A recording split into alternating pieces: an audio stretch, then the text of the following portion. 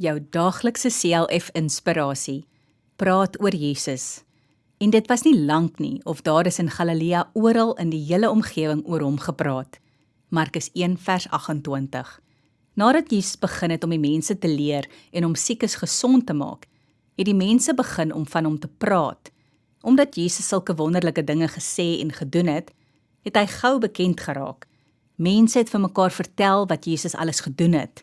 Dan het hulle in groot groepe na Jesus gekom om na hom te luister. Ons praat ook maklik oor mense wat bekend en beroemd is. Maar snaaks genoeg, sukkel ons om elke dag met ons vriende of bure oor Jesus te praat. Dit moet egter nie so wees nie. Ons wat God se kinders is, moenie skaam wees om oor hom te praat nie. God wil hê dat ons van hom moet praat en so sy naam groot maak. Probeer om elke dag met iemand oor Jesus te praat.